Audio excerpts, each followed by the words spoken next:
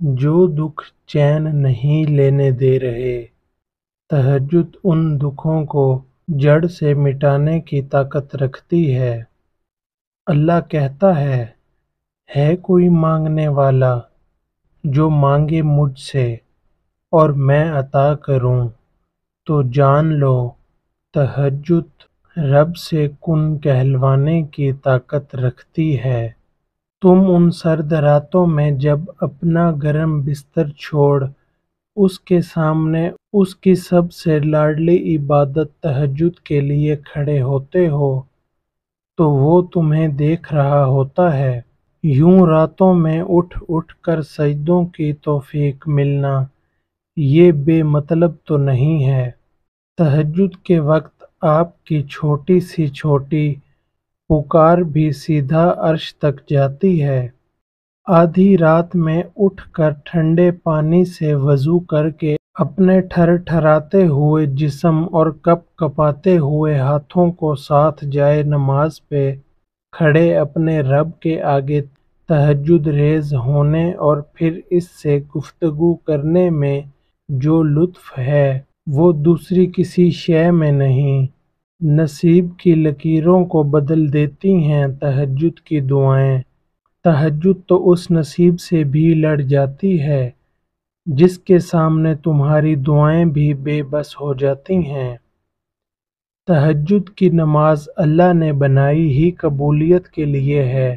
اگر تو کوئی دعا تمہیں تہجد تک لے گئی ہے تو جان لو تمہاری دعا کی قبولیت ہو چکی ہے۔ تہجد میں مانگی گئی دعا ایسا تیر ہے جس کا نشانہ کبھی خطا نہیں ہوتا۔ تہجد وہ واحد نماز ہے جو موذن کی نہیں دل کی اذان سے پڑھی جاتی ہے۔ تہجد کی دعاؤں پر کن کی رحمت ہوتی ہے، اور تہجد سے یہ تعارف تمہارا بے وجہ تو نہیں ہو رہا۔ آخر کچھ تو ہے جو ممکن ہونا ہے۔ تو اگر درد رات بھر سونے نہیں دیتا تو جان لو ابھی بھی اس کو انتظار ہے تمہاری دعاؤں کی۔ مانگ لو ابھی بھی کچھ نہیں بگڑا، ابھی بھی وہ سب ہو سکتا ہے جو تم چاہتے ہو، ابھی بھی وہ سب مل سکتا ہے جو تم مانگتے ہو، ابھی بھی قبولیت کی ایک گھڑی باقی ہے، ابھی بھی تہجد کا پلڑا مقدر پر بھاری ہے۔ تہجد وہ نماز ہے جس میں رب کوئی دعا رد نہیں کرتا۔ تہجد کا سجدہ ہی کن فیکن تک لے کے جاتا ہے۔ یہ جو مایوسی ہے یہ آج ہے، کل کہانی مکمل ہوگی۔ تہجد کی نماز اپنے اندر کچھ راز رکھتی ہے جسے صرف اللہ پاک سے محبت کرنے والے ہی جان پاتے ہیں۔ تہجد کے لیے تم خود نہیں جایا کرتے بلکہ تمہیں چن لیا جاتا ہے، اور جس کو اللہ چن لیتا ہے وہ اللہ کا بہت لاڈلا بندہ ہوتا ہے۔ اکیلے ہو کوئی ساتھ نہیں دیتا تو جان لو تہجد رب سے ملوانے کی طاقت رکھتی ہے۔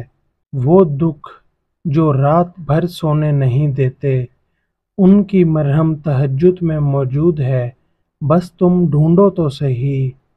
تہجد کی نماز کے لیے جاگنا اللہ کی بے شمار نعمتوں میں سے ایک نعمت ہے۔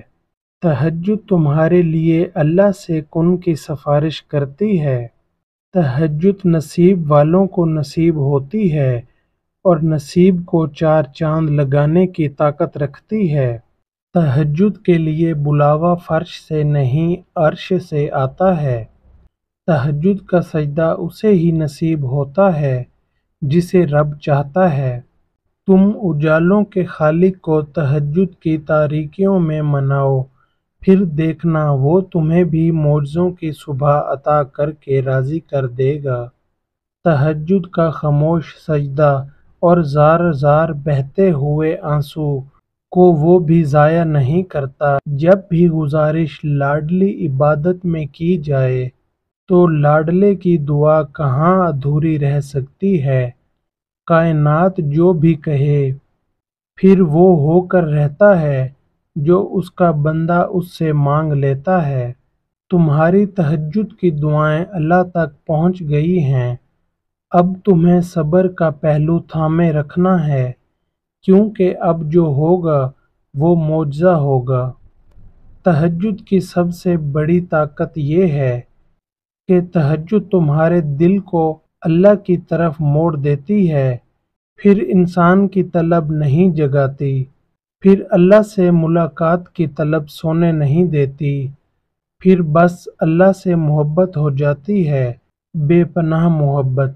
تہجد کے وقت اللہ وہ دعائیں بھی سن لیتا ہے جسے دنیا ناممکن کا خطاب دے چکی ہوتی ہے۔